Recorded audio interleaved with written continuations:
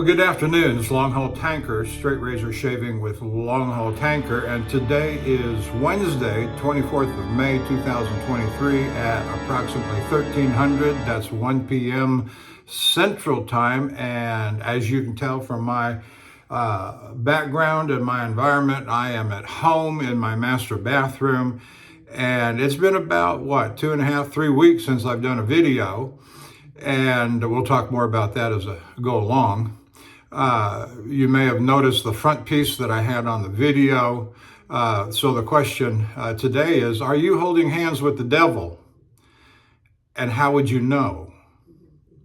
And we'll explore that a little bit as we go along. As I've made mention in recent videos, doing a little bit more advocacy in my video presentations and things that I believe and stand for. Having been a pastor for 20 years, full-time, master's degree of theology, divinity, and in full-time pastoral work for so many years. And all it takes is just a little look around you in the world today, that how degenerate things are.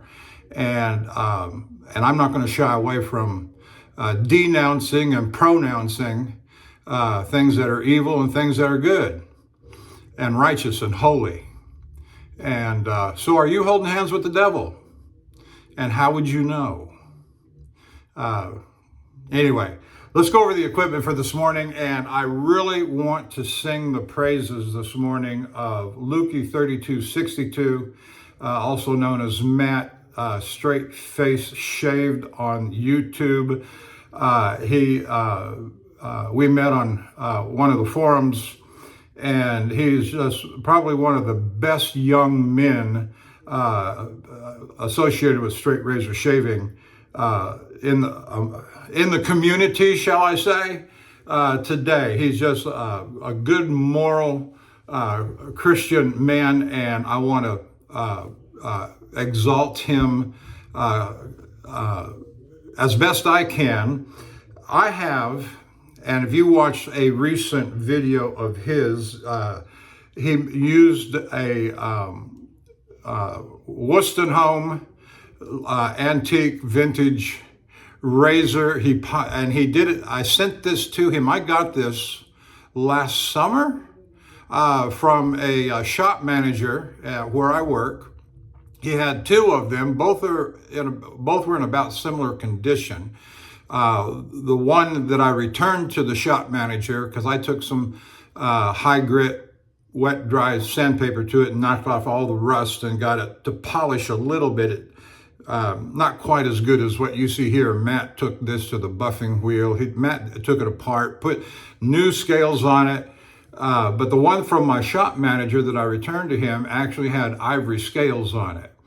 And so but he never intended to use it. I did sharpen it, hone it up to the 30,000 Shapton Gladstone 30,000. Matt has honed this up on the Japanese JNAT stones. You saw him use it on his heavy beard. And by the way, I've got 2.5 days whisker growth. I wanted to give this a challenge on my beard. And Matt has done an excellent job. His shave video was very good, watching him whack down his forest of whiskers. And I have not done anything to this. I have not stropped it. I've done nothing. I'm going to use it just in the manner that he sent it to me. And so looking forward to this very much. The soap is A&E this morning. I believe this is called Kaizen. I'm not sure because I don't read Japanese, but I believe that's what this one is, if I remember right. And so we got that soaking in the water. What else am I forgetting? The brush this morning, as is always the case when I first return home, I even forgot to put this in water, but it don't matter, is my Artist Shaving 24 millimeter Premium Silvertip Badger set in nickel. And I always use this on the first shave upon my return home, which was yesterday, and I have lots to share with you from my last several. It's been 3 weeks approximately, and so I was having, 1 week, 7 days, 2 weeks, 14 days breaks between loads. Not so the last 2 loads that I've had. It has been home for a day or two, right out again. And let's get lathered up here, and I'll carry on with that story, those stories as well from my last 2 loads. But regarding shaving on the road, yeah, I really enjoyed not having to do the videos. And I know, I'm sorry. Because I love doing the videos. I just don't like doing the editing and the uploading after the shave is done. It's an easy thing to record the shave. But doing the editing and the uploading from the truck, in the cab, in the sleeper at night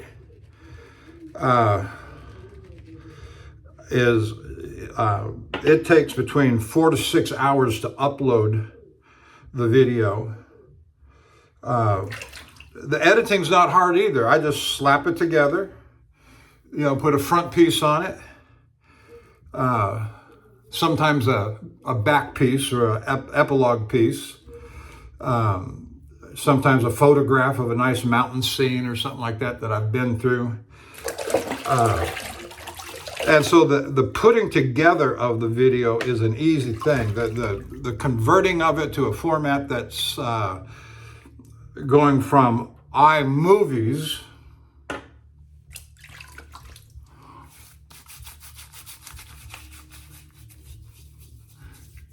and then uploading it in YouTube takes hours, 4 to 6 hours, if not longer. My iPad has to be lit up and creates a light in the cabin at night that disturbs my sleep, and I can't have that. And I've done that for 2 years, and I cursed it the whole while.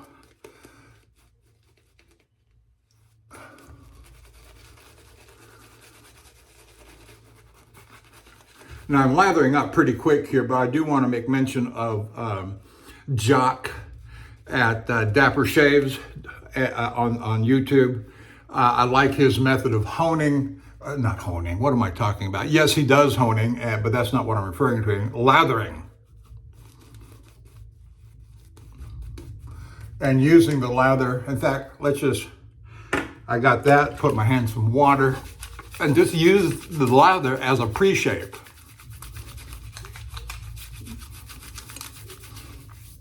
Lather is cheap. It's got all those delicious ingredients. I'm by no means an expert, but lanolin and I'm not saying this one in particular has lanolin. I don't know. I'm not a big ingredients guy or scent guy, but this just smells fine. It smells great. It smells sweet. And so you get your whiskers all nice and moisturized and hydrated, and the lather works supremely well as a pre-shave. It saves the cost if that's something that's important, and it's not especially important to me, obviously, on some of the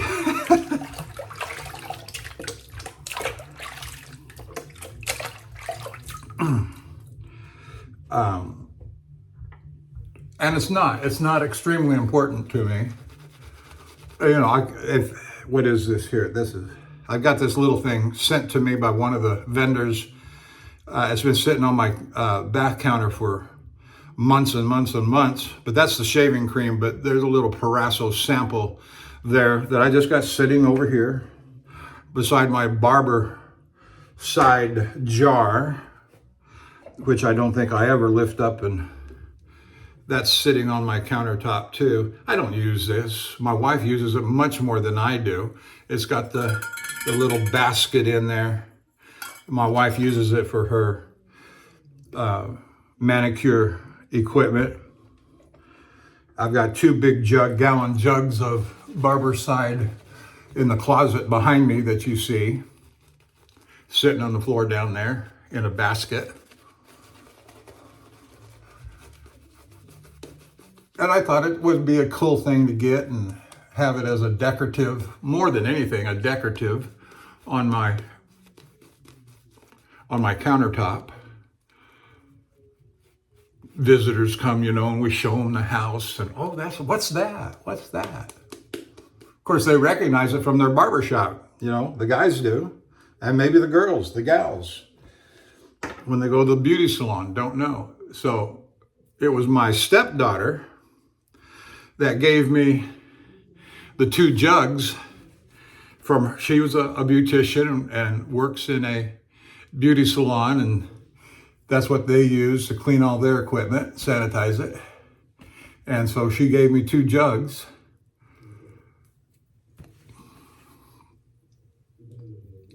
And I thought, well, I'll get the jar. Years ago. I've had this easily for 6 years. And so here we are coming up on June 1st, 2023. And that marks 8 years for me, shaving with a straight razor. And honing. I took up straight razor shaving and honing at the same time. In fact, the razor that I'm going to use on my head today for the head shave is a gold dollar. You may recognize the handle. It's got that fiber carbon look to it. It's just plastic. But this is the first razor I ever bought. And you may remember a video from last year where I rehoned this, refreshed it on a Norton 8K, and did a reminiscent shave with all my first equipment.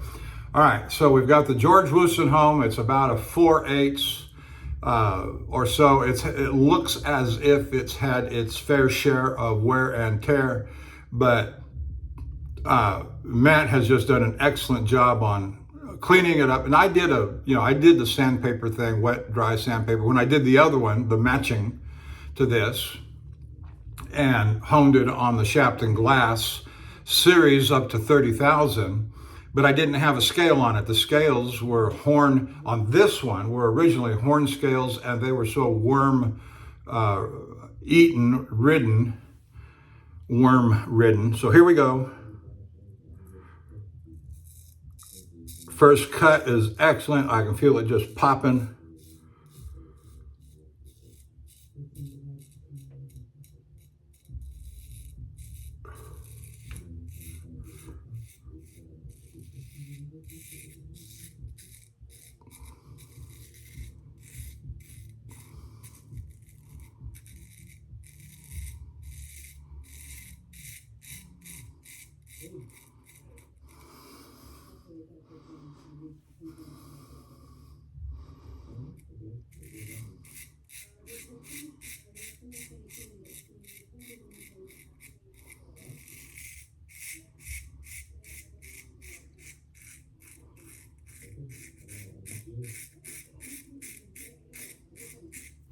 So going back about a month on my loads, not counting this last load I just got home from yesterday. I will tell you about that separately.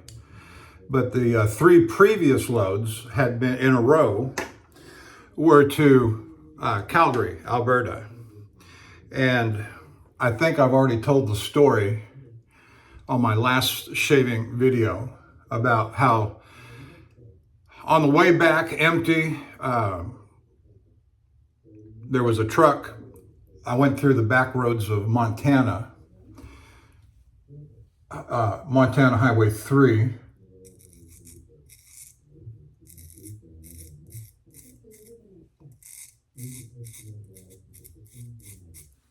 And I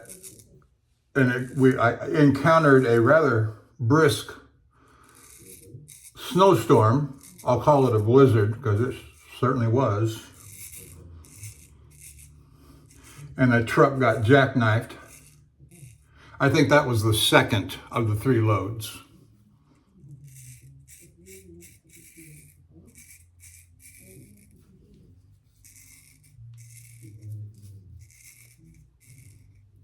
And then, of course, we were able to get around that jackknife 53-foot dry van trailer around the back side and get on the shoulder a little bit. And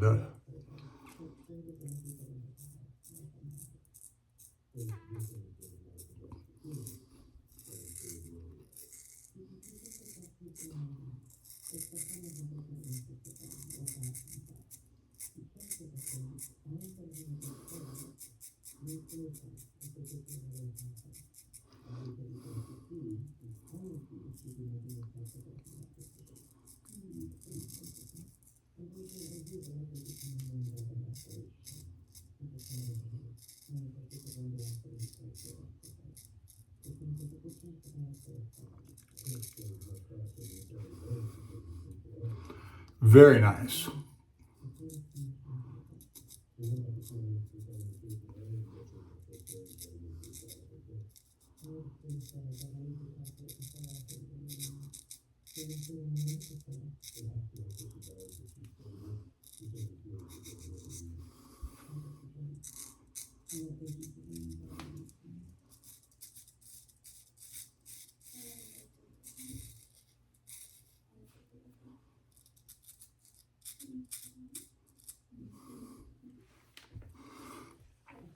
And so then the third of those Calgary, Alberta loads went fine, no snow. The snow largely, I did, even on this last load, there's out in the west, Utah, Idaho, Wyoming, there's still some snow out in the fields. Not a lot, it's largely gone, except in extreme high elevations, 9,000 feet elevation. But nothing on the roads, nothing to cause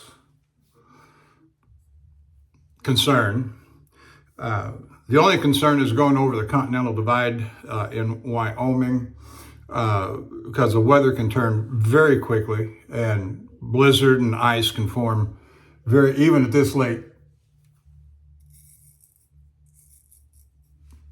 time. But the third load up to Calgary went without a hitch, no problem. And I'm on my way back, and I spent the night. The first night was in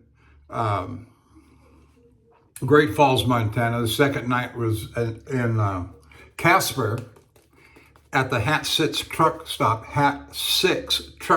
in Evansville, which is right there it's a suburb, if you want to call it that, of Casper, to the south and east side. Very nice truck stop. I don't usually shave there, but if I do, it has to be in the public bathroom. And, okay. But I didn't shave there that night, as I recall. And the next morning, or was it late in the day anyway, I get a email from my backhaul manager. And nice guy, I've known him for years. And he says, do not proceed south of Interstate 80. Well, that's in Cheyenne, so Casper to Cheyenne is about 3 hours, which I wasn't planning to do until the next morning anyway.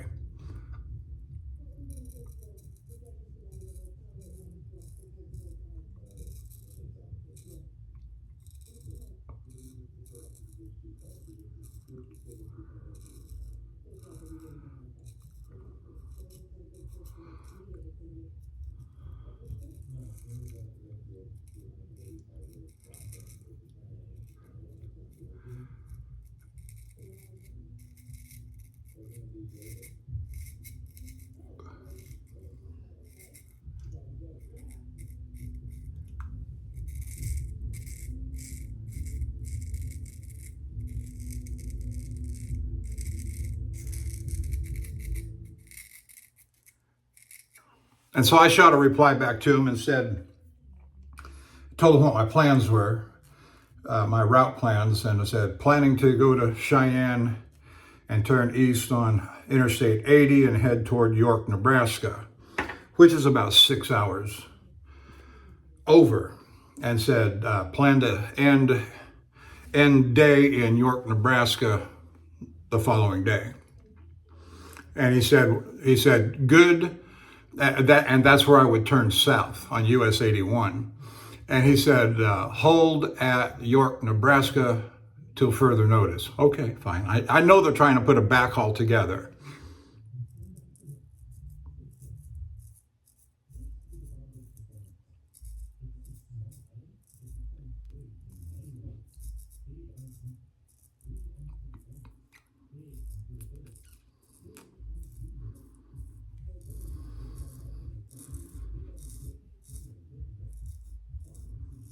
And interestingly, it was during this interchange discussion, I found out that he's got a new lady working for him in the backhaul dispatch department who works out of the Corpus Christi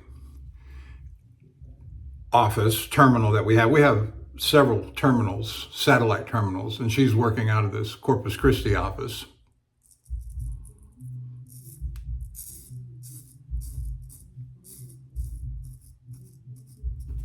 I knew nothing about her prior to this engagement.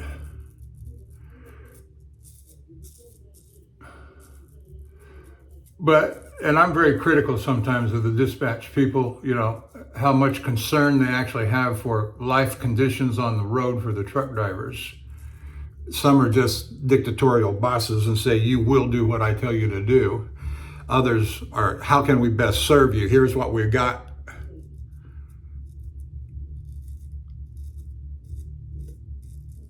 And she was actually quite good at working with the drivers on putting a timeline together to make the load happen.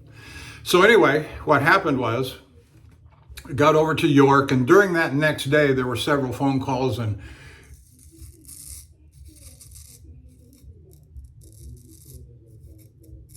I didn't even know where they were planning to send me until the next day.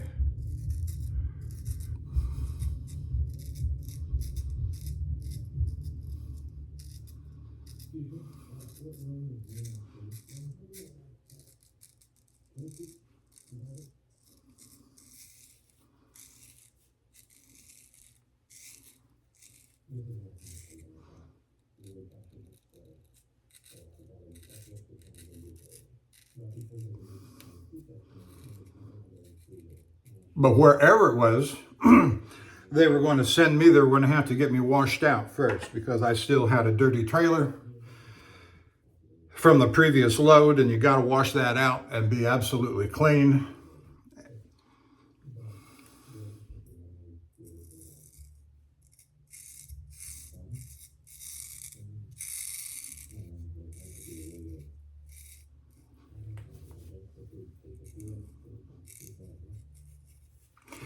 And I shot an email that said, if you're planning to send me to Chicago to get cleaned out, washed out, I said, don't. Send me somewhere else where I have less likelihood of being shot and killed.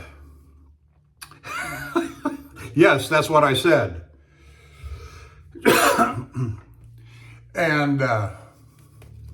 And so come to find out, they were going to get me loaded. What they wanted was they had a load arranged, getting me loaded in,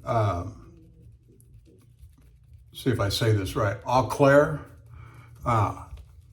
Wisconsin. And I seem to remember having been there before, and in the process of going there, getting washed out, I seem to remember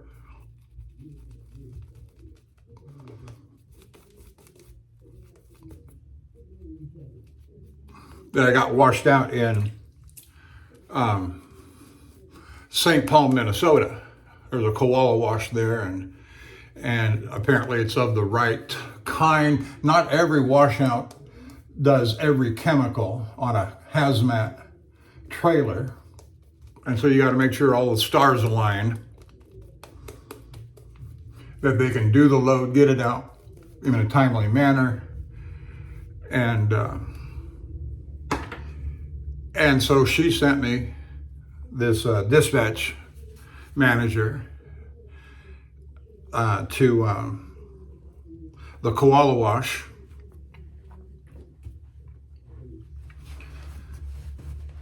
in St. Paul. And then from there, got washed out and proceeded to the next day to Eau Claire.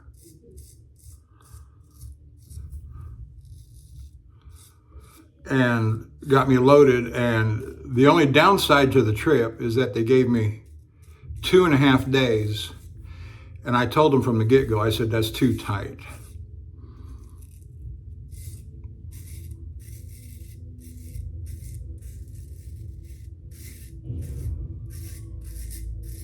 And the only reason that becomes an issue is that if you have to drive 650 miles for 2 days and 300 miles on the second day, it just makes it difficult to find a parking place. And the load was going to Weatherford, Texas. No, scratch that, Mineral Wells. Just outside Fort Worth.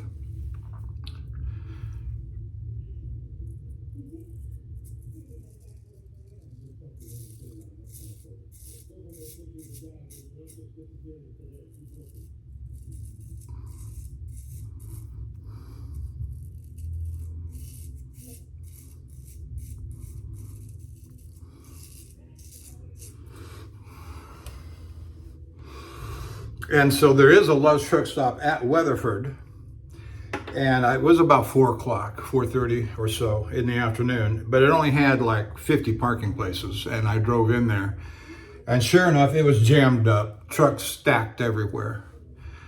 And of course it had like I say, about 50 parking places. And at the next exit, there was a TA truck stop.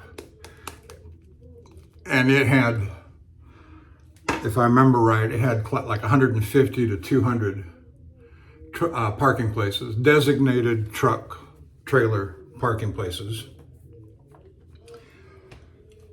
And that's something I don't understand about Love's, is that they mealy mouth.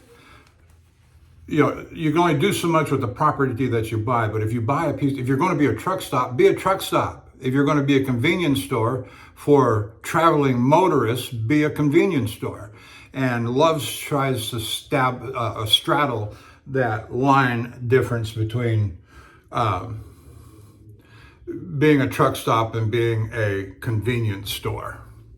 Which, the only reason I go there is because the company says so. They get good deal on diesel, and they have a diesel reward program that if you buy so many gallons of diesel, you get certain rewards, and it's better than anybody else's. Flying J, Petros, TA, Flying J and Pilot.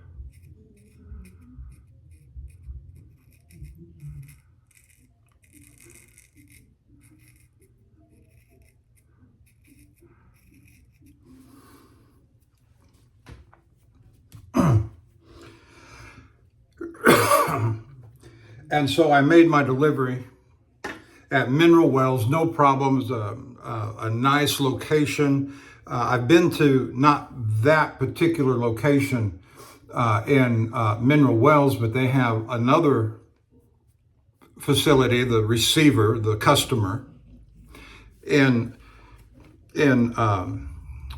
Midlothian, Dallas, Fort Worth area. Same footprint, same floor plan, same layout. And it was really quite nice. In, out, hour and a half, done, on my way home. I'd been out on that trip, you know, from Houston to Calgary. Had come down to, if I'd known earlier, I would have taken I-90 across, but I didn't know earlier. And so I came across Interstate 80 and up 29 out of Omaha and picked up, I guess it was 90 out of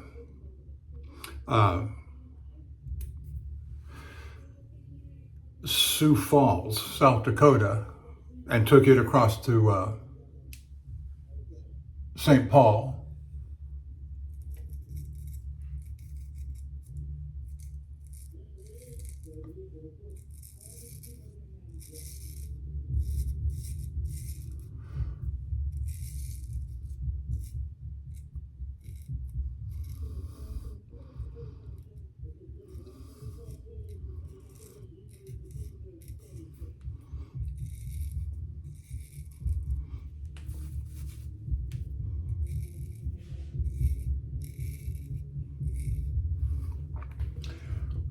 And if I had it to do over again, I would insist that they add another 24 hours on that load.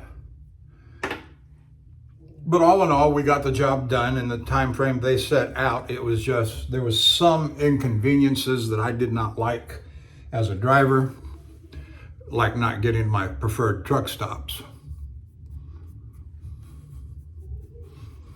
Just lovely, just wonderful, Matt.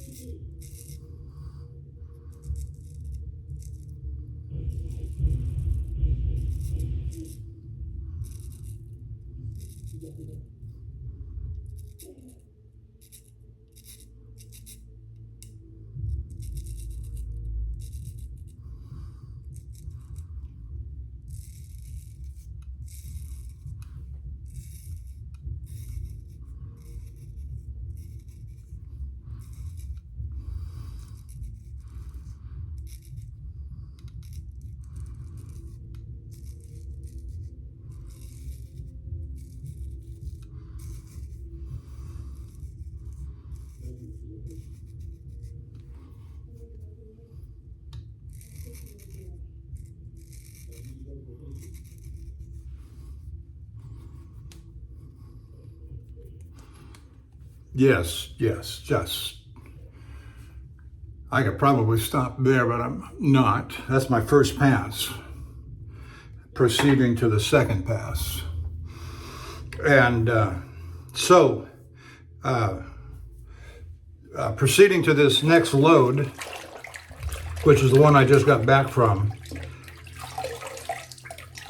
it's probably the most interesting of all the loads in 11 years that I have had. There's nothing particularly extraordinary, nothing particularly exciting or dramatic that happened on it, but the load was preloaded and brought to the, let's see, today is Wednesday. And so what was a week ago, this past Friday, let's go back even further. I got the call on Tuesday about this load and when would you be ready to go? When it's supposed to load on Friday, you know. And I said, no, that's fine. I've been home for a couple of days. If you need it done, I'd rather have more time home, but if I can't, let's go. And so they put a preload driver on it. So they got it. A lot of these guys only want to drive local or regional. And so out of Houston, they'll go down to Freeport, where a lot of the big chemical plants are. Or they might drive as far as Lake Charles, where some chemical plants are, Louisiana, that is.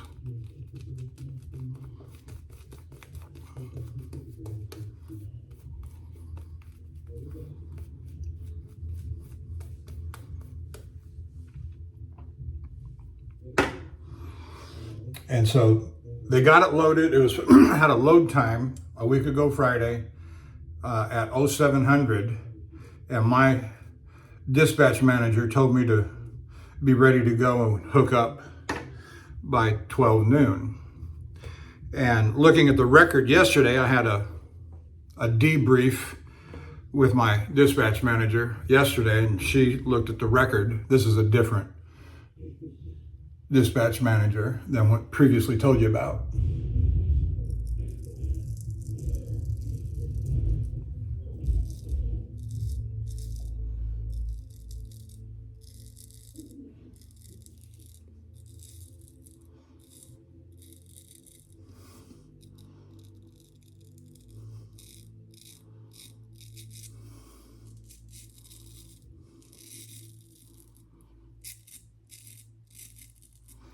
And looking at the time clocks and everything, hours of service regulations,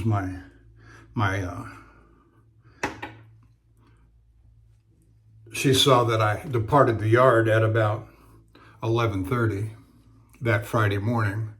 And I only drove to Alma, Texas, which is 3.5 miles from the yard. But the importance of just that little bit of move got me in there about 3:30. I was able to find a parking place, no problem, rather than going later in the afternoon or evening.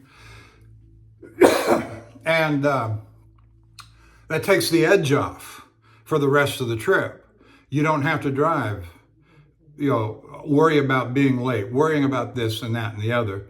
And so it just takes that little bit of time off, so that going the rest of the distance, it all worked out just fine. I hit all my stops.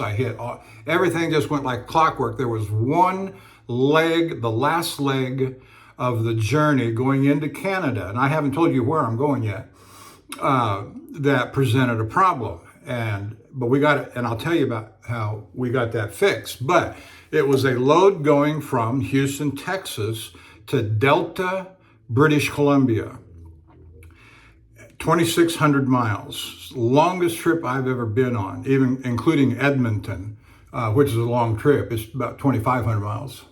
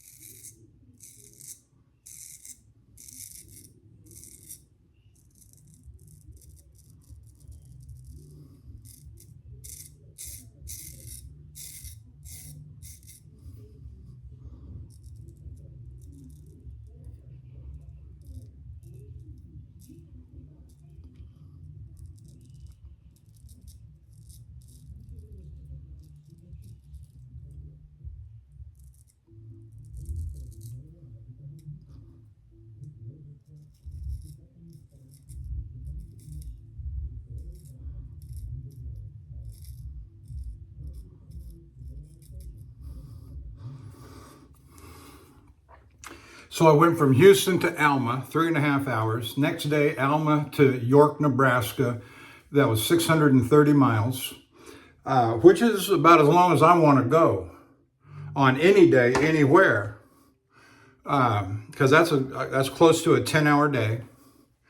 And next day, third day, was from York, Nebraska to Green River, Wyoming. That was 670 miles. And that took me, I think I left about 20 minutes on the drive clock. But I left early. I left quite early. like 4 o'clock early, 5 o'clock early, and I got in there. I knew I was getting an hour crossing into the mountain time zone, so that worked to my advantage on the way out. And so I got in there about 3:30, I want to say. Then from there, it was all downhill from Green River, Wyoming to Ontario, Oregon, which was an 8.5-hour drive. Then from Ontario, Oregon to Ellensburg, Washington. That's a short day. That's about 5 hours. Now, here's the thing. Going to British Columbia from Houston, Texas, Vancouver, Delta,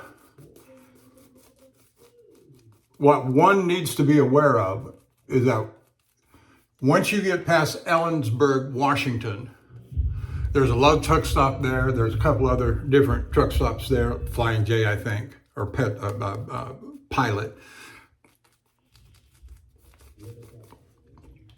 Once you leave Ellensburg, Washington, and start heading towards Seattle and then on up to Canada, in the United States, in Washington State, once you get past Ellensburg, Washington, the truck stops have 10 and 15 parking places.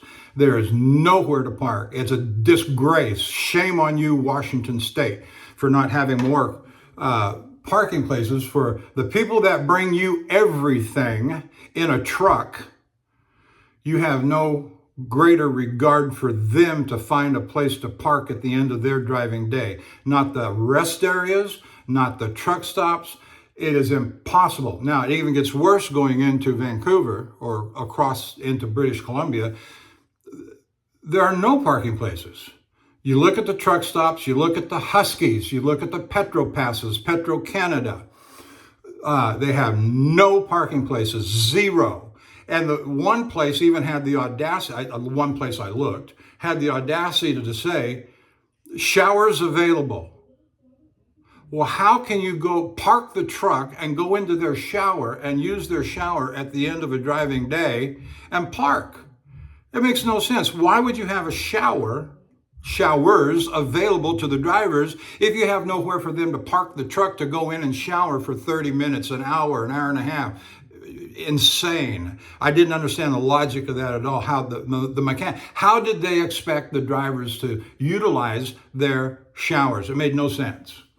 That's a rant. Canada. And I even made mention to the Canadian customs guy when I went across the border. I said, where do the truck drivers park their trucks? In and around Vancouver, in and around Delta. And he just looked at me and said, I know. It's crazy. We have no parking. And, the environment is something. Listen, I grew up in Portland. From the time that I was born to the time that I was almost 19 years old, I grew up in the Cascade Mountains. I was a boy, I was a Boy Scout. Did all the Boy Scout things from the time that I was about 14, 15 years old to the time I graduated high school. Had a wonderful troop of fellas.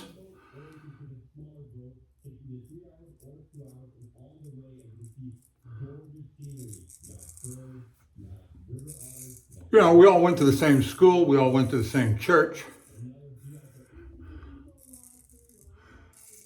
My high school buddy that I go and visit, that I'm friends with to this day.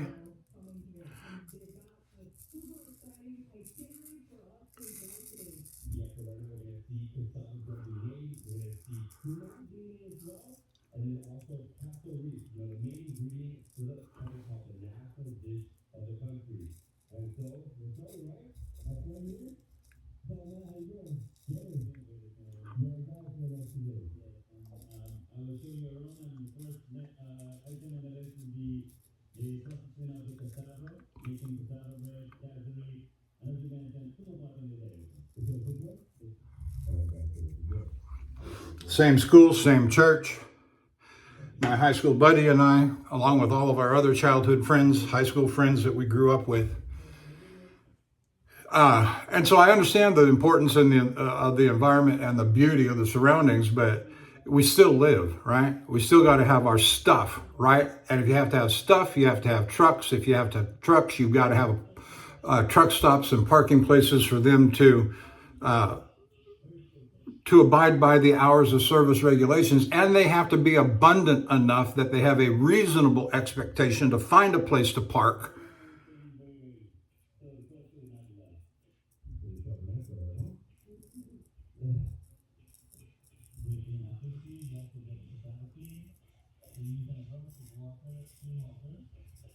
At the times they need them.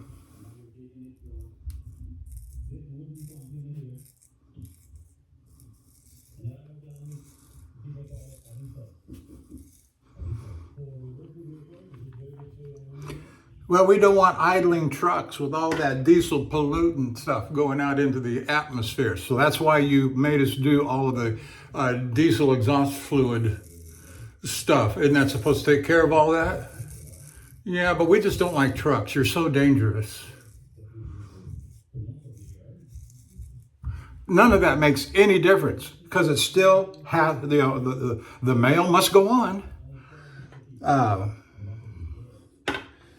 The freight has to get through, and they have to abide by the hours of service regulations. And let's see, where am I at?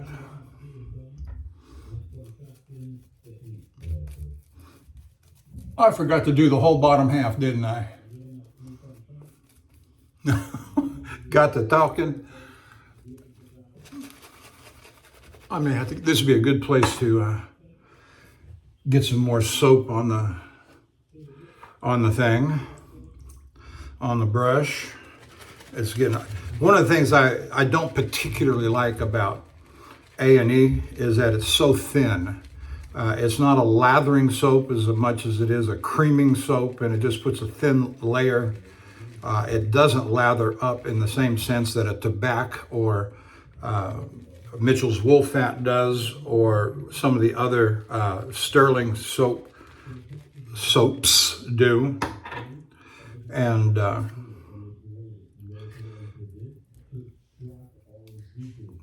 so sometimes you got to go back in for a second dip.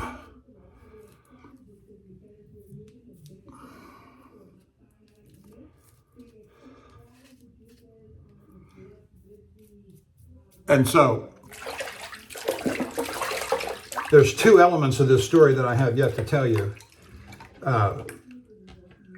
And so the day before I got to Ellensburg, Washington, I called my dispatch manager, and she's she's been with the company now for about 6 to 8 months. I hadn't really met her. I didn't know her. My very first encounter with her, and I'm going to say this because we both kind of laugh at it now, wasn't exactly positive. And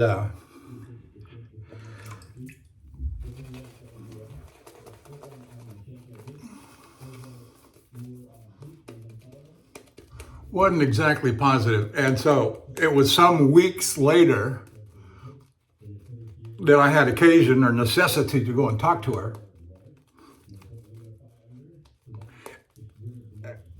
And I'm kind of glad she was on the phone when I went into the dispatch office area. And it's a large open area with about 6 to 8 people, 10 people working in there. And up comes the regional terminal manager.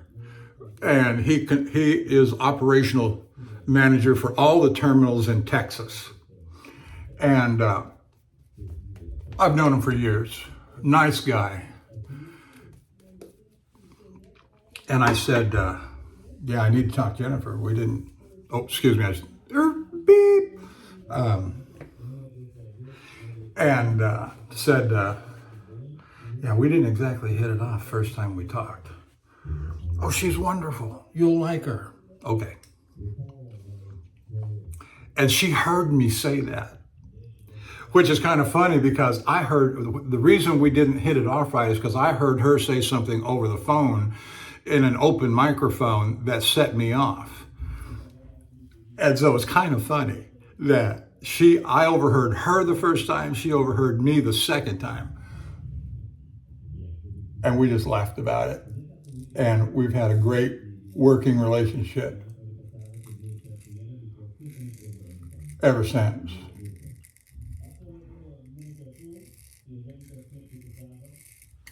And she wasn't trying to be mean.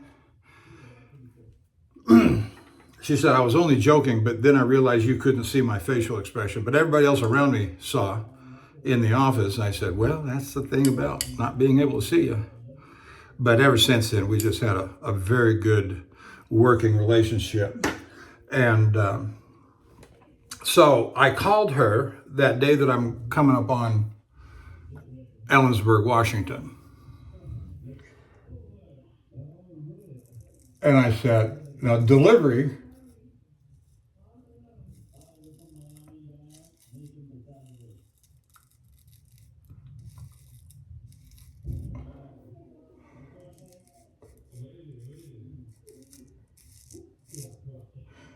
was set for that Thursday morning, 0800. So depart from the yard on the previous Friday. They gave me 6 days to drive, and delivery was on the morning of the 7th day. So from Friday to Thursday, delivery on that Thursday. And it must have been Monday or Tuesday.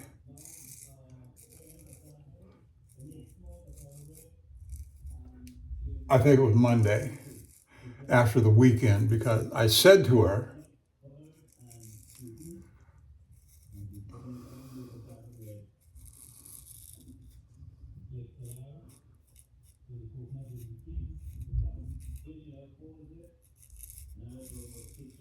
that I've had all weekend to think about this. And I think I have a good routing solution. The problem is the last leg, going from Ellensburg, Washington, into British Columbia, and finding a place to park. I said the only way this is going to work, because there's no parking in British Columbia. There's no truck stops. There's no parking places. There's nothing, and I mean nothing. And there's nothing in and around Seattle, or, except those ones that have 10 and 15 parking places. Really? Why even go through the trouble? And so, got myself. Why even go through the trouble of having a truck stop, or not having more truck stop? Again, back to the rant, that if you want stuff, you got to have trucks. If you got to have trucks, you got to have parking places. And they just don't.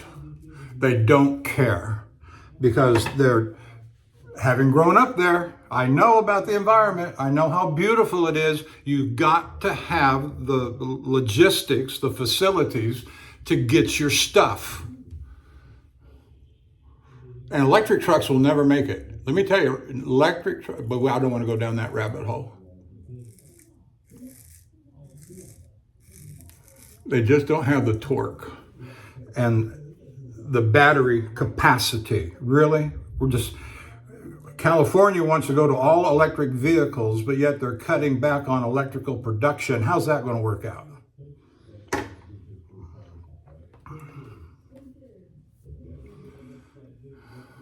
Am I wrong? I am not wrong, and you know it.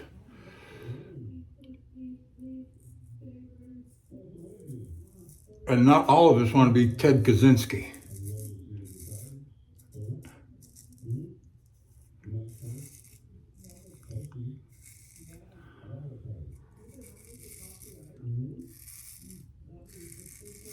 All right.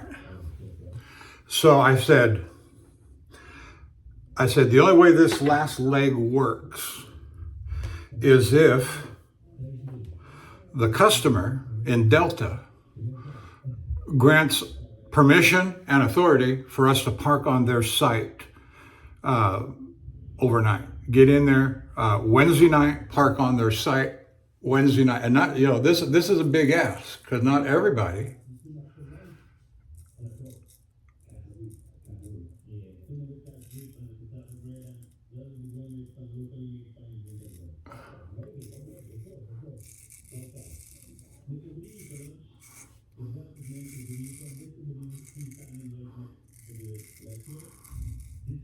In fact, most do not allow for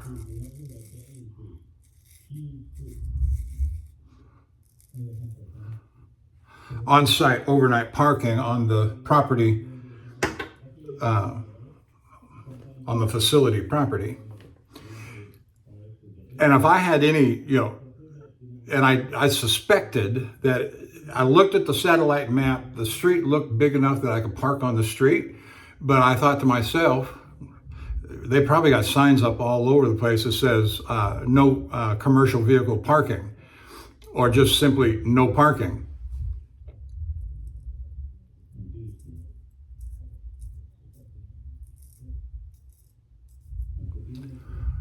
And I was right when I got down in there.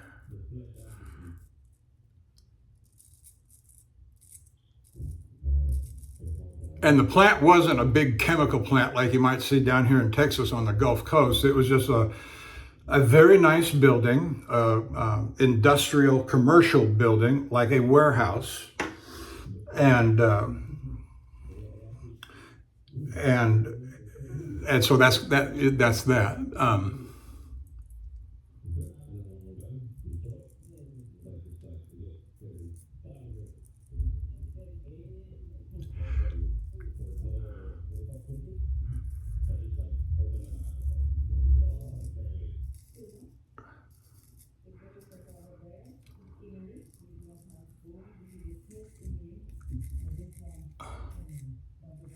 So I said to her, I said, would you mind calling them using your position and title? If I had called them, I'm just a truck driver. When she calls, she's the assistant terminal manager. I have a load coming to you. My driver says there's no place to park. That's either true or it's false.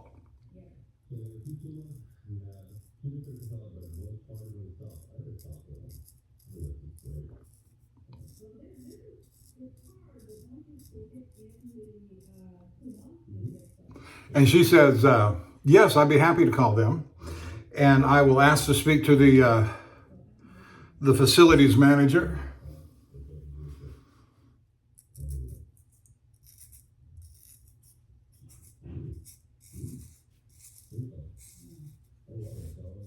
And get permission for you to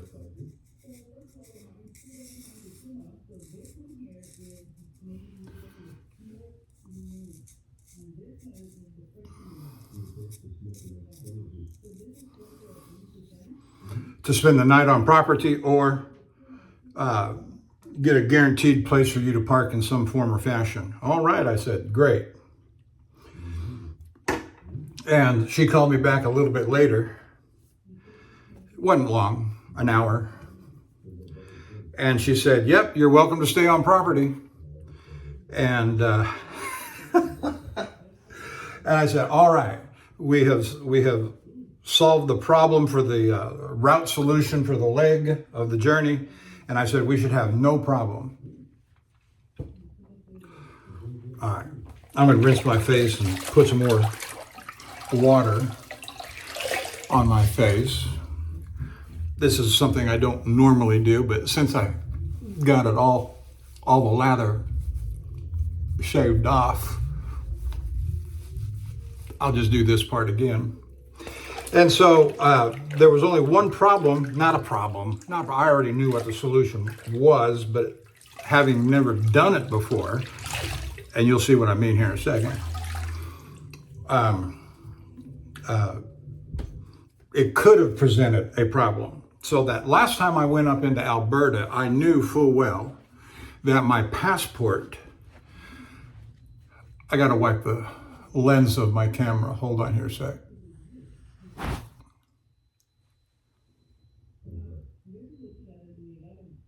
Yes, I think I'm still going. All right. Well, it's still counting down. I've been at it for an hour.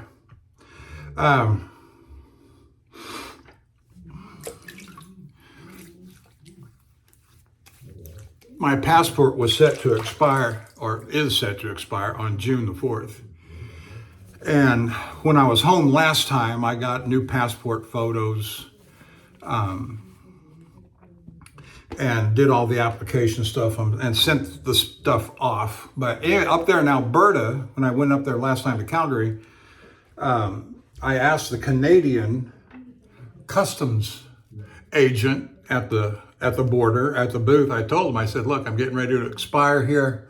I said, what is required for me to gain entry and access to Canada on a future load without my physical passport?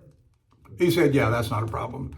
He said, just make a photocopy of your passport and present, next time you come into Canada, present your photocopy, your driver's license, and a certified copy of your birth certificate.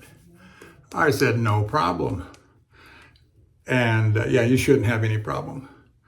And since Canada is a federal country, just like the US is, what's true for one province is true for all of them. And it was. And so I got up there, both on the way in and the way out at the US Customs. Was not a problem. But I've never done that before. I could just see the potential for disaster, getting rejected. And here I am, 2,600 miles away from my terminal and from home, and I'm refused entry into Canada. Whoops. And I told my dispatch manager that this, but I also told them what they said, and they said, she says to me, she said, well, how confident are you in what because I'd sure hate to see any big problem happen, because it's not like they have other drivers going to British Columbia. In fact, I told her, as a side note, because I wanted to talk to a driver who had been across that border in British Columbia near Vancouver. It's called the Pacific Highway, port of entry. And I wanted to talk to a driver with our company who recently, within the last 6 months, been across that. She went into the system and found out that we have had no loads going to Vancouver, or anywhere in British Columbia in more than 5 years. That's how far back she looked into the system. And I know we've had two, because they were my friends, and I talked to them about but that was 6, 7, 8 years ago. One of them has since passed away, and the other one since retired, and things changed, and I didn't want to.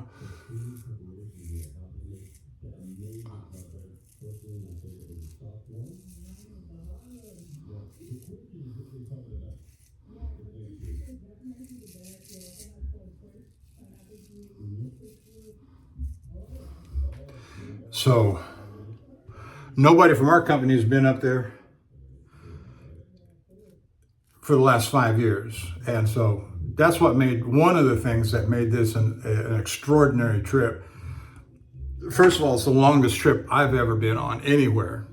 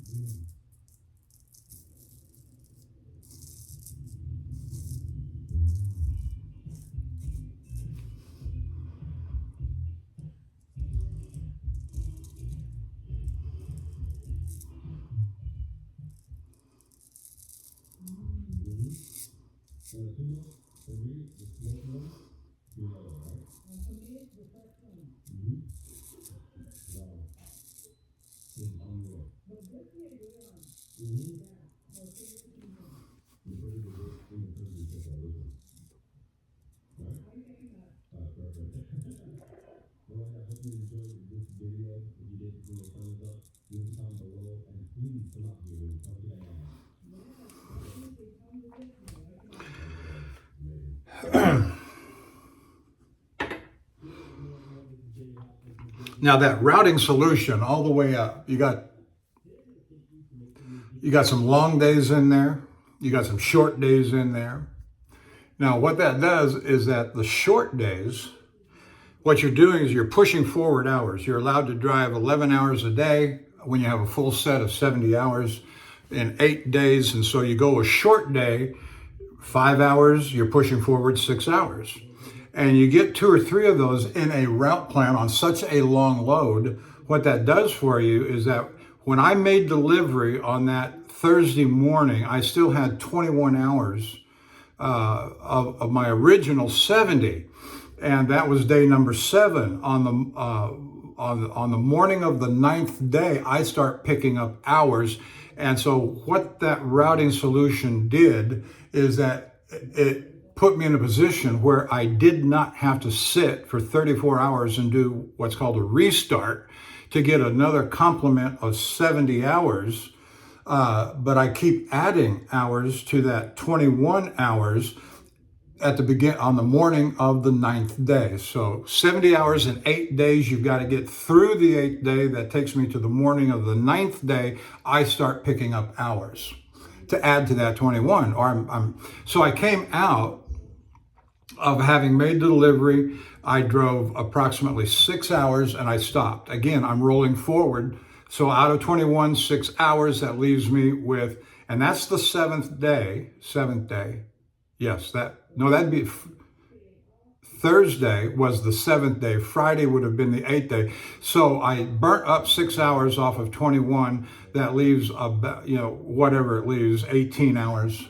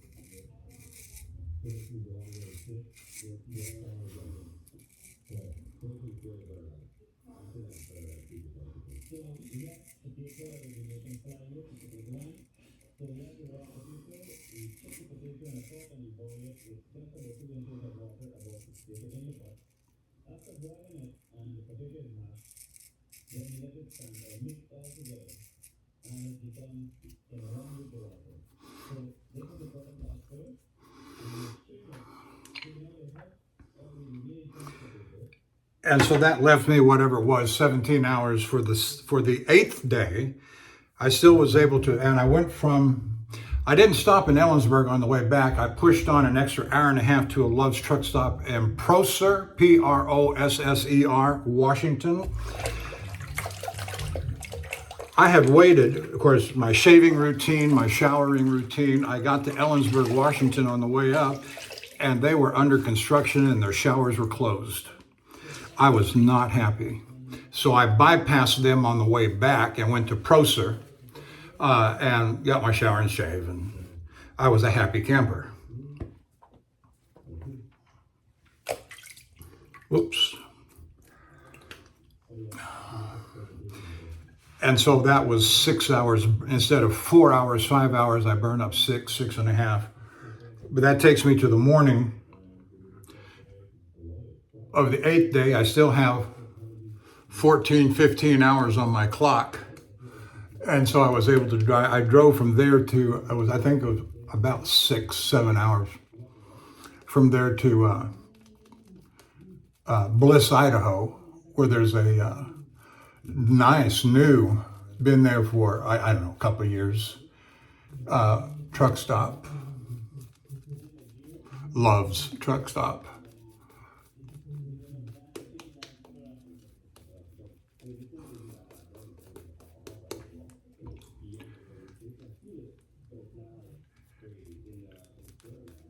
And then from there to Wamsutter, Wyoming to Belleville, Kansas, coming down US 81, cut across Wyoming, cut across Nebraska, and then from there, from Belleville, Kansas to Alma, Texas, which is just south of Dallas on I-45, and that's 3.5 hours to the yard yesterday. It was no problems. Everything went great. The only thing that had to be resolved was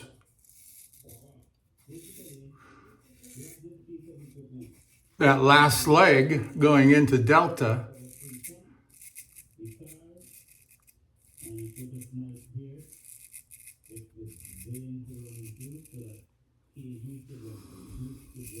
So when I got there, to Delta that is, to make delivery the next morning on that Wednesday night, I got in there about 7:30, 7:45 p.m. and parked out on the street. All the signs say no parking, no commercial. And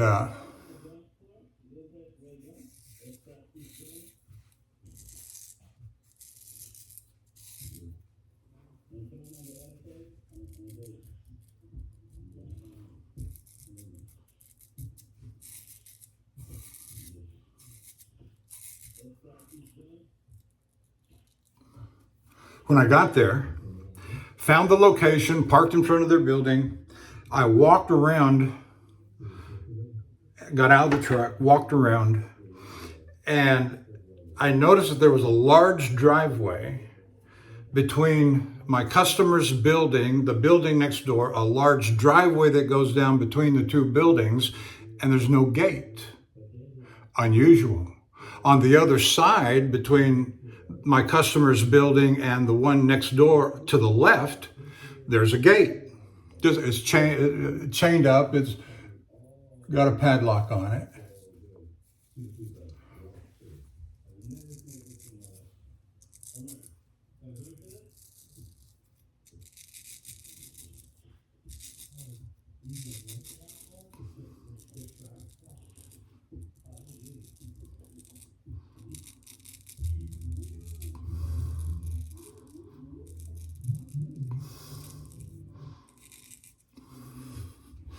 But no gate.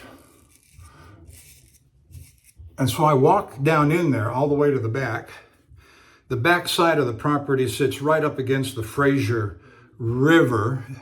You can take a look at a map and kind of get a sense of where I was.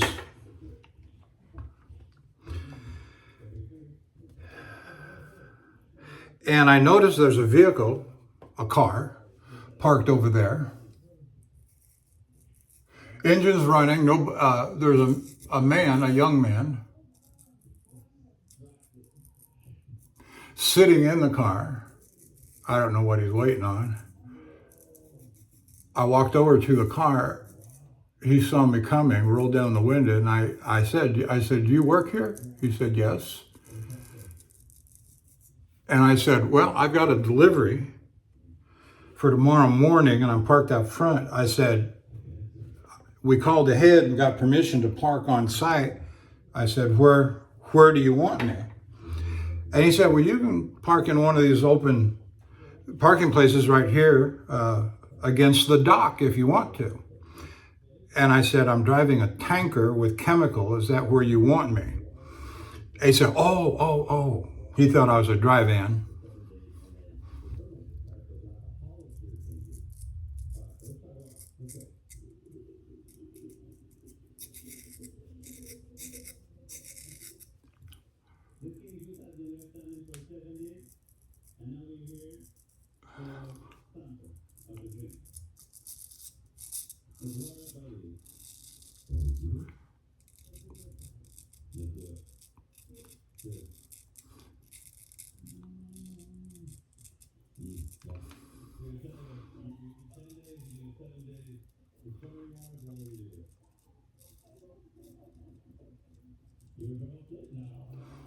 Sometimes you got to ask the right questions, make sure you got perfect understanding between the two of you. You sure you want me to park there? Oh, no, no, no, no, no. And so once he found out I was a tanker, he said, no, what I want you to do is I want you to come. You saw the driveway, you walked up the driveway, come into, and this thing would probably about 6 trucks wide. And he said, I want you to park in the driveway and come up, bring the left side of your truck up as close as you can to our building. That leaves plenty of room for other trucks to come and go. And I said, okay, that's fine, but let me ask a question. I said, in the morning, where are you going to be unloading me?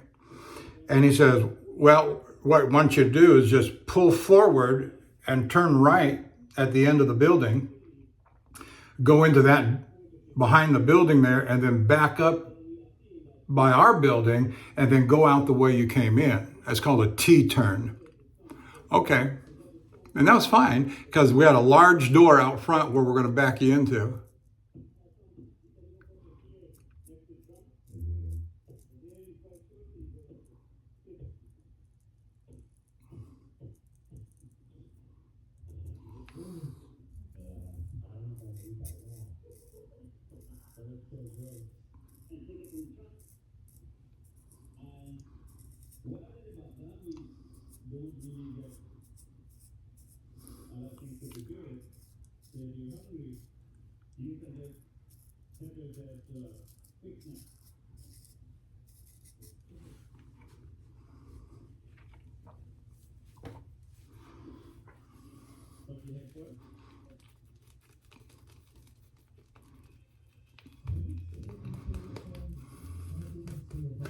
And I told them I'd be in my seat by about 7:30. If they wanted to do anything before 8 o'clock, that's where you could find me. I'm not going to move the truck until about 7:50 and move it out. He said, yeah, when you're ready, just back the truck up to the door. You'll see the door on the front of the building. And it was there, of course. It was a large commercial door that you can back a truck up into.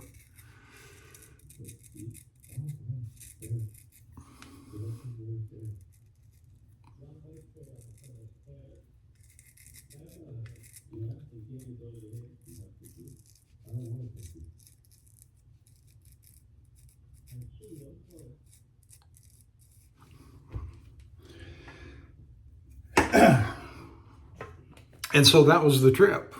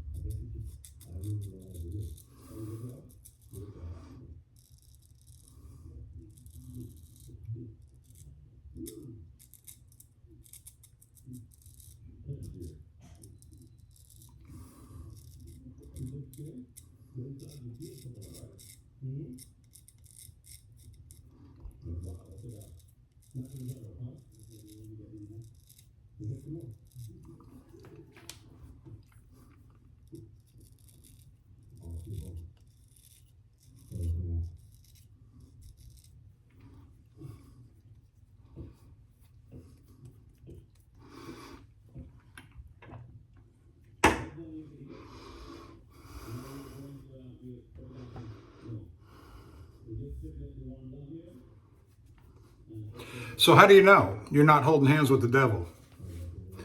People will say, think with your heart, lead with your heart, let your emotions tell you.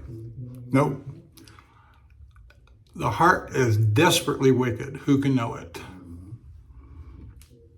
So I can't know. My conscience will tell me if I'm doing good or not. Nope. Can't trust it either. A conscience must be exercised to discern between good and evil. So there's an outside force from the human being that must be exerted to mold, fashion, exercise, to bring it. You know, I was a young athlete when I was in high school. Hours and hours and hours, you know, baseball, basketball, soccer in the fall.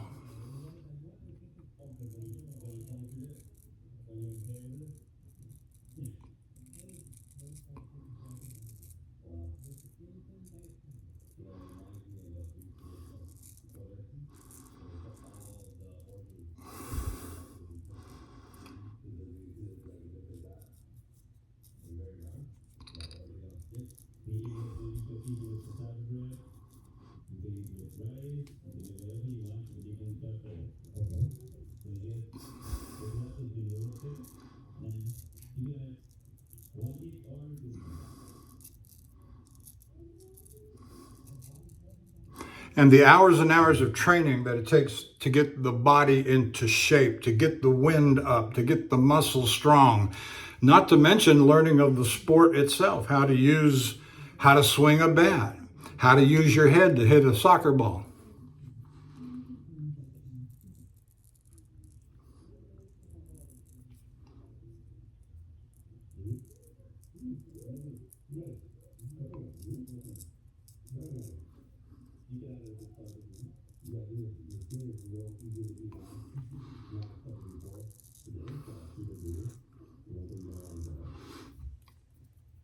And the moral conscience only takes us so far.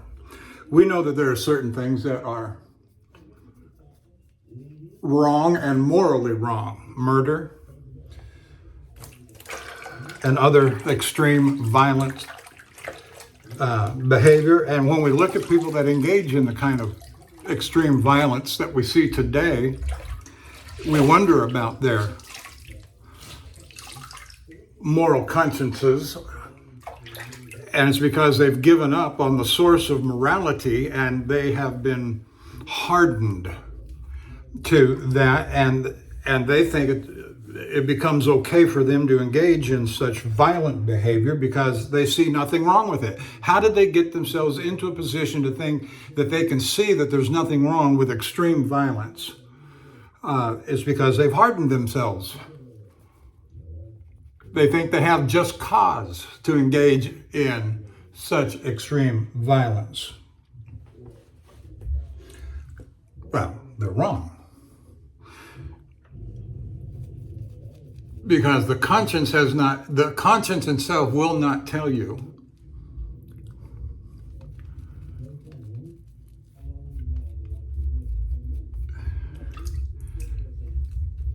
because it must be exercised to discern between good and evil. Okay, so the heart, the conscience, the mind, rationale.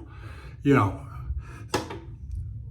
forever people have been dedicating themselves to the sense of logic, reason, but yet it doesn't get them to where they need to be. There is another force that must be applied, like the conscience, to exercise the mind. There are certain truths that cannot be, you know, I'm thinking of Paul when he walked through Mars Hill. I see that you worship an altar to an unknown God. What you don't know, let me tell you about.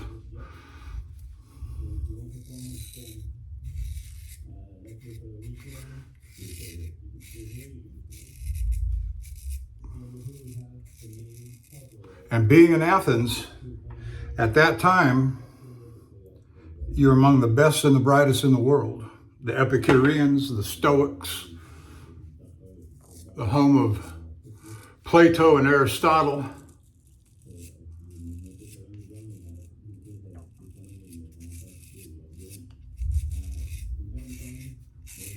And Paul even, the Apostle Paul I'm speaking of, hey, I'm a Christian. I believe the Bible. And I know there's a lot of people in the world that don't, but that don't make it not true.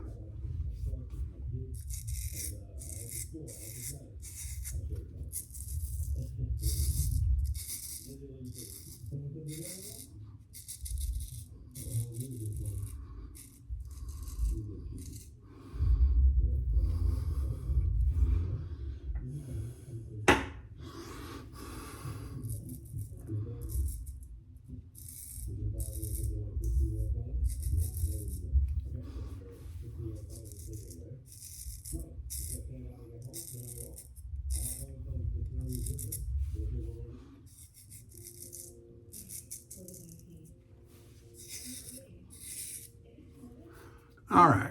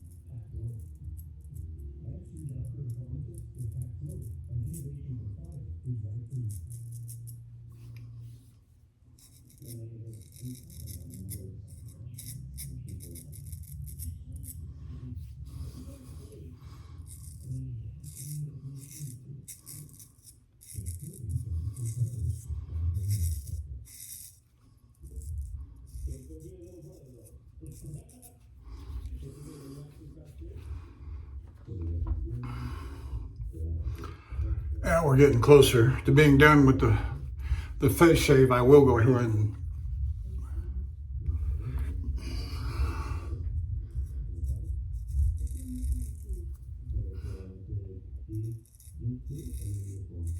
do the head shave on camera.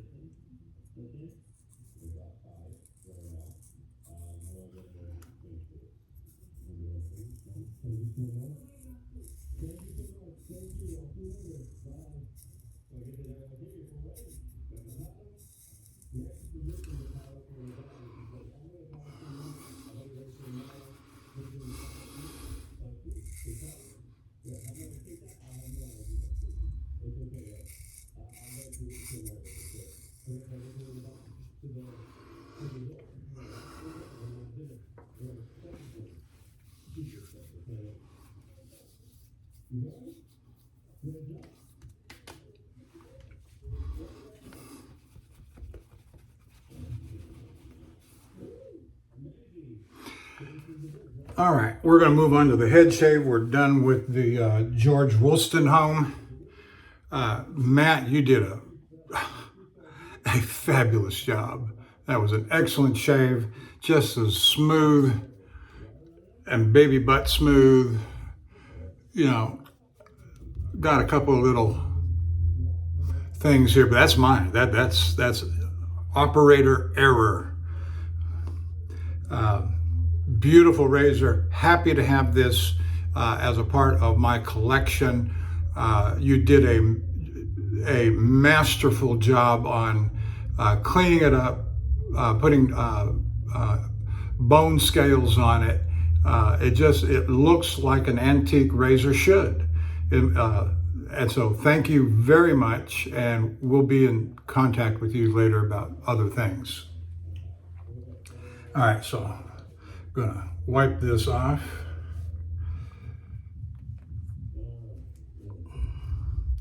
And so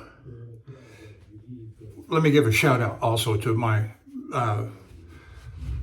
good friend Bill M. in Pennsylvania. He's a true craftsman as well, and a straight razor enthusiast.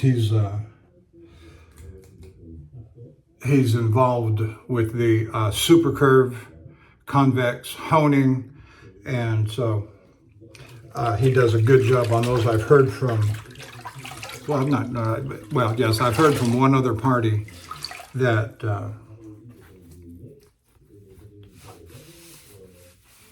Now, Bill has sent me a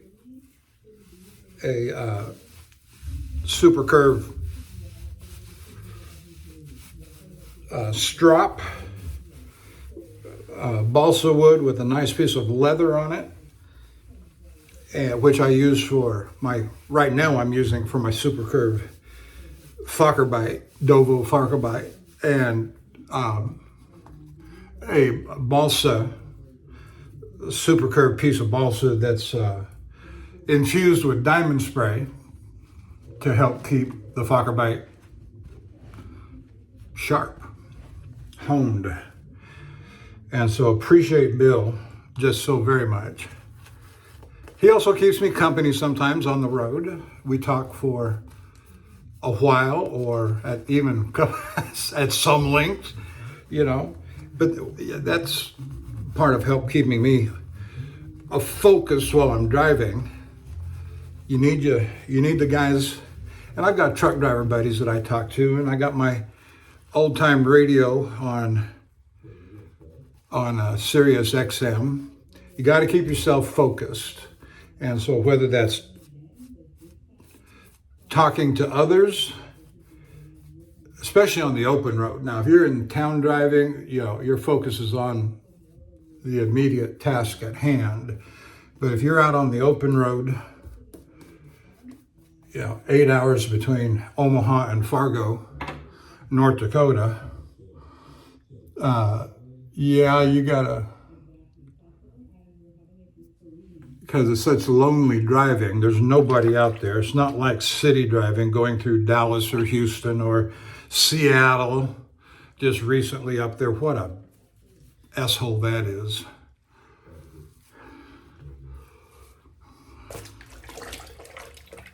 That's why I like the route when I'm going to Calgary. It's one of the reasons I love the Calgary route is because once you get past Houston, Dallas, Oklahoma City, and Wichita, all the way to Calgary, open driving, clear open drive. Yeah, Cheyenne, but it takes 2 blinks of a gnat's eye to get through Cheyenne. The rest of the way up, Calgary is your next major obstacle. All right, we're going to use the Gold Dollar 8K, Norton 8K. This was refinished on about a year ago.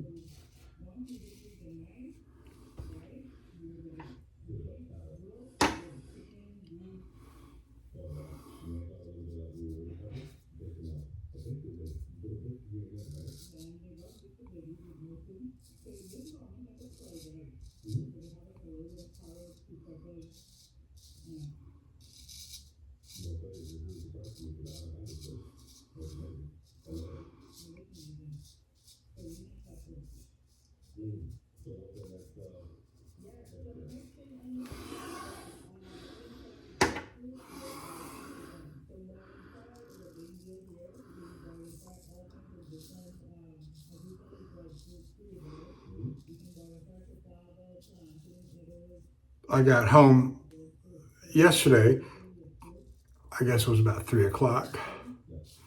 And of course, my wife loves to cook. And she made 5 or 6 dishes, Chinese food, General Tso's chicken, beef broccoli,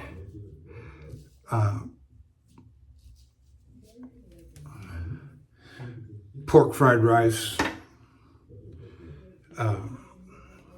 lo mein. Yes, it was excellent. Excellent stuff. Pork cabbage.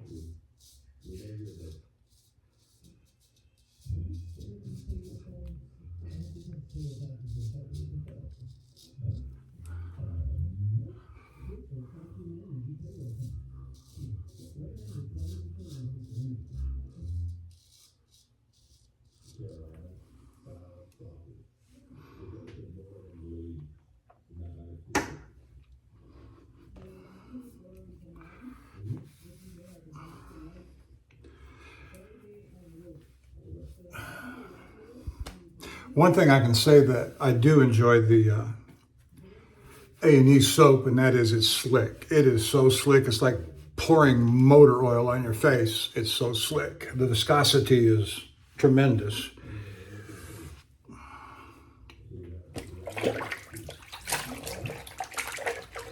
Except it smells better than motor oil, of course.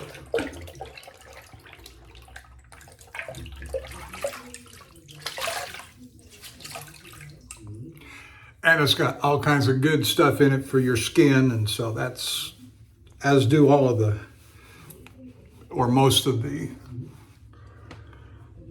shaving soaps.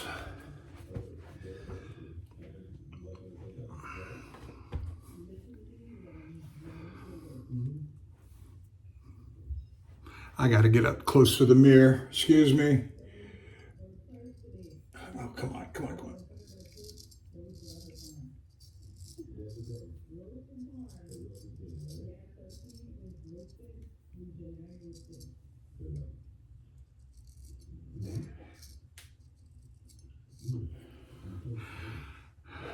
That line right here is what I had to get close to the mirror.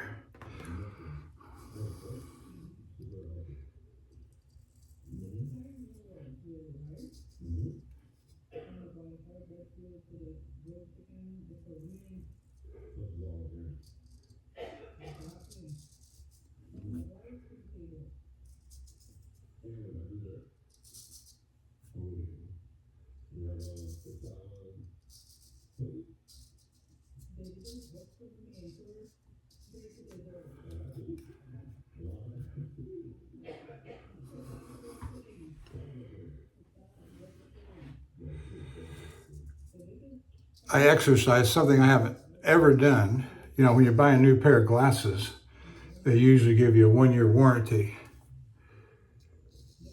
If there's any scratches or replacement needs, you know, break them, whatever. So my 1 year on the new glasses that I bought last year, the 1 year's coming due here real soon in June. So I called them and said, yeah, when can I still exercise my warranty? And they said yes, because I had a couple of scratches on the lenses. Who doesn't get scratches, right? And we say we always say we're going to exercise our option at the end of the warranty period, but you know, people forget and people don't do it. I said, yeah, I'm going to do it. I'm going to make it a point to remember to do it.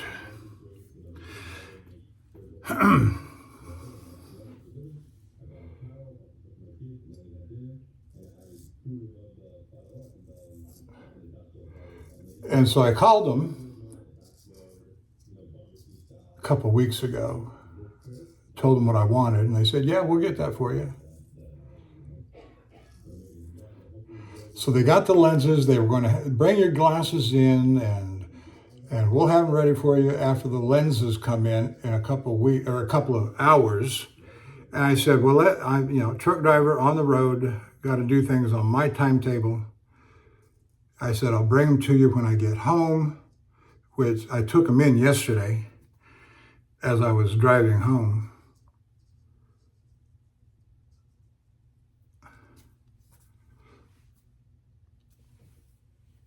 And they said they'd have them ready for me.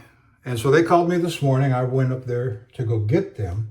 And so he puts the new glasses on me, and he said, well, it looks like they're a little crooked. And I said, well, my ears are crooked. And they are. They're not symmetrical.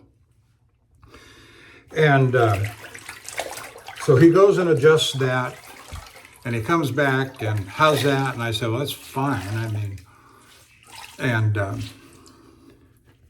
he said, well, I said, can you see me? And I said, yeah, but you're fuzzy. And I looked out at the signs, you know, I looked about, 50 to 100 feet. There's signs on the walls. And I said, I'm looking at that sign there, but I have to raise my chin to see it progressive lenses and all. All right, let's see here.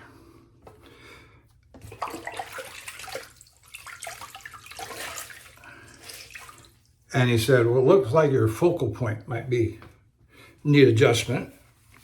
I said, okay, whatever that means. And so he had me look at his nose and took a cap off of a pin and held it by his nose. And he said, look at the cap. And he took a pin and marked. He said, I'm going to have to order new lenses and recut them to fit your glasses, and that may take a couple of weeks. And that guy wanted to keep my glasses that he just replaced the lenses in that were not properly cut, or the focal point wasn't properly set. I said, what was it about, I didn't say this, I sure wanted to, what was it about truck driver you didn't understand?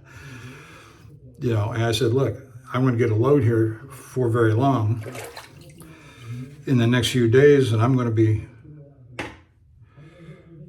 gone and out. I said, you want to keep my glasses? He said, oh, no, I see your point. Kids. And he was a young man, 30-something.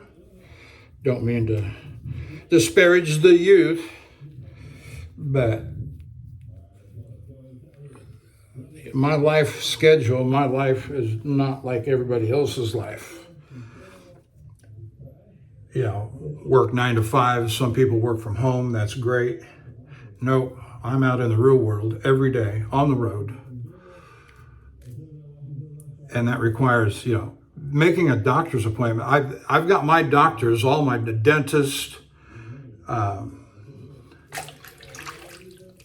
of them. I've got my medical doctor, all my specialists that I go to every year. I said, look, when I call, I need an appointment within 24 hours. Sometimes you'll call and they'll say, well, we have an appointment open 3 weeks from Thursday. No, you're going to take me within 24 hours of this call, or I'm going to get a new doctor. Okay. But as I say, I've got all my doctors. Let me just say they work with me. Now, whether they remember me and my life circumstances and conditions, I don't know. But I know my dentist does. And my primary physician, I've been going to him for 25 plus years. All right, here we go with the...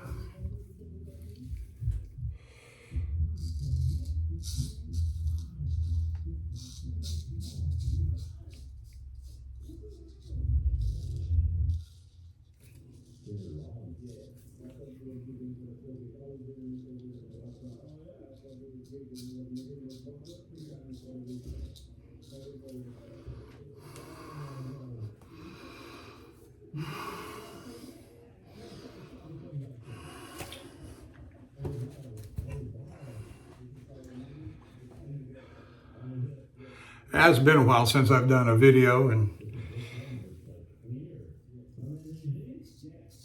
it's a little long. You can play it at double speed, triple speed, if you want.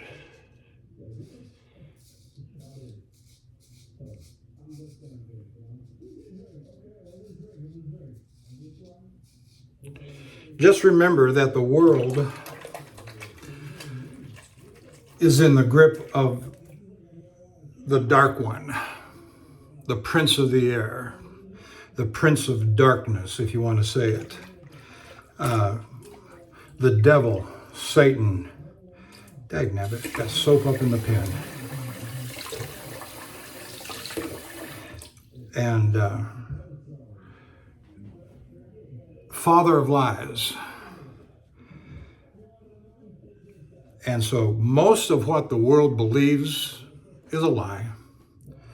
Part of the grand scheme of the dark one to deceive mankind, to keep them from obeying God.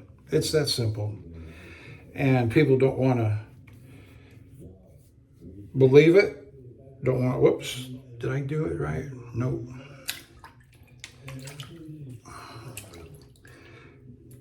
And so everything that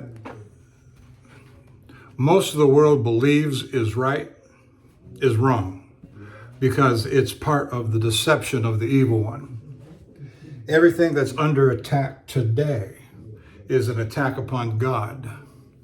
What did God do? God created life. God created the world for us to enjoy and use. Everything that is under attack today is an attack upon God, because it is an attack upon all that God created to be good, holy, and right. And it's not hard to see whether it's, well, some of the things we've been talking about lately.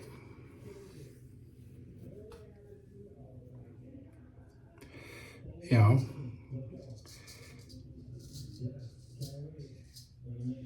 we talked about Mulvaney and Bud Light. Now new information is, it's come to light, the old information about Miller Lite. And now we see Target having hired a drag queen to be some sort of representative. Now they're concerned about the backlash like Bud Light just went through and is still going through. And so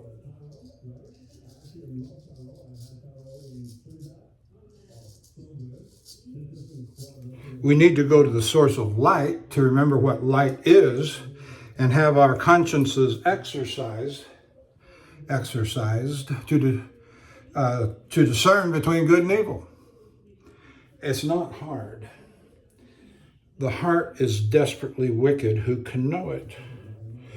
And so, okay, let's go to the other hand.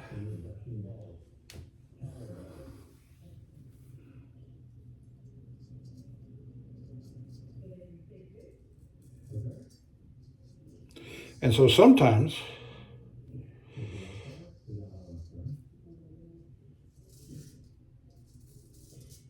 we hold hands with the world and don't even know it, because we don't know what's right and wrong, what is eternally and what is truthfully right and wrong. James chapter 4 and verse 4.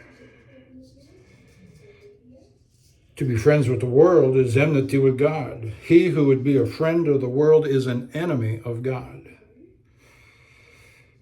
So be careful when the world tells you what's right and wrong. If the world is the standard of what you think is right and wrong, you are likely holding hands with the devil. Now, I know we don't want to hear that, but no more so than people wanted to hear the prophets of old about what was right and wrong. Watchmen said on the tower. All right, I think that's it. This little spot right there.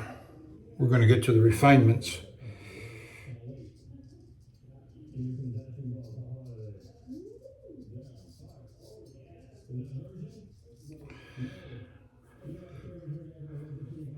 Okay.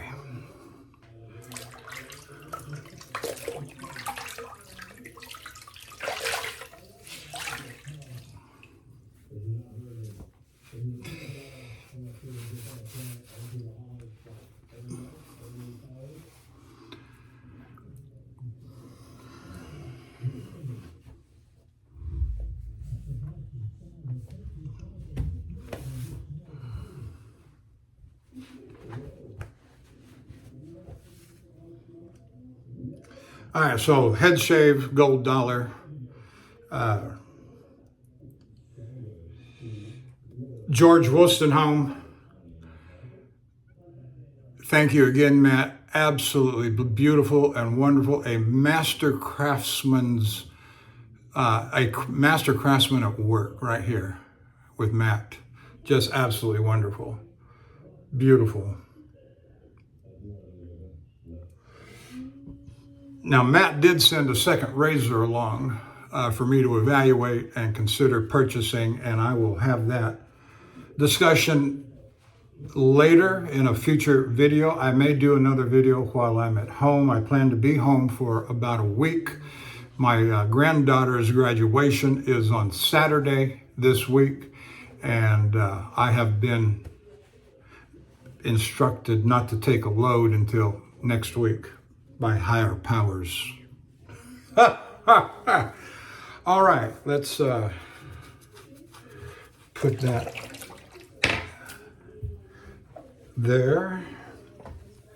Got my brush soaking in the water. We're going to come up with the Thayers here. Lavender.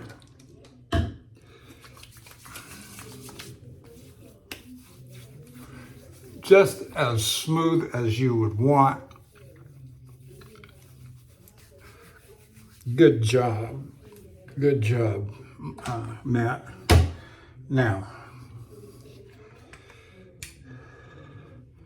Lucky Tiger, because I want to.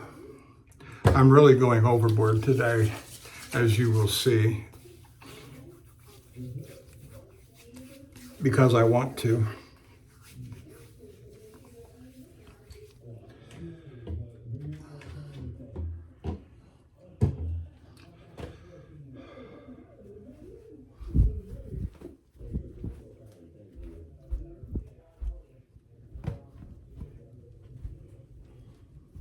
Okay.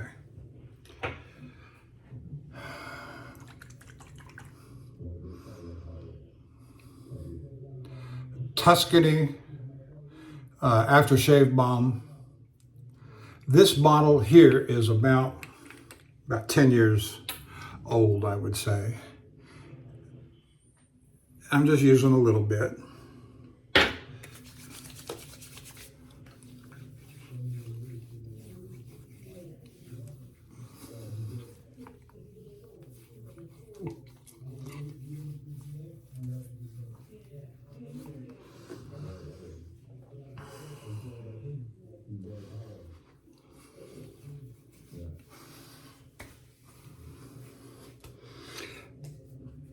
I don't use aftershave balms that often, mainly because I don't have them. That's the only one that I think I got one more in there. I think I got a Cremo in there.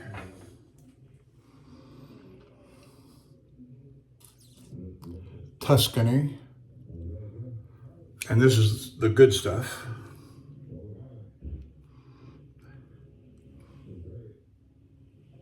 Do I put it in my hand or spray it on the face?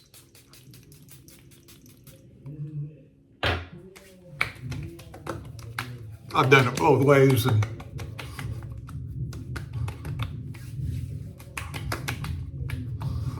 oh, that was just wonderful.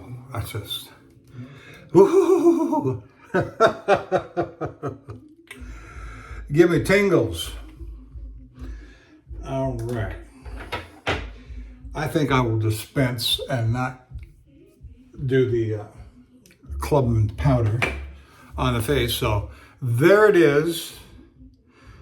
Matt's restoration of the WOSTENHOLM. Fabulous job. The question posed, are you holding hands with the devil, and how do you know? Now, I know, because I trust God and I trust his son, Jesus Christ. And that's kind of the point, isn't it? All right, so there we are. Thank you for watching, bearing with me. It's a long 2 hours, but hey, nothing new here. We'll see you down the road.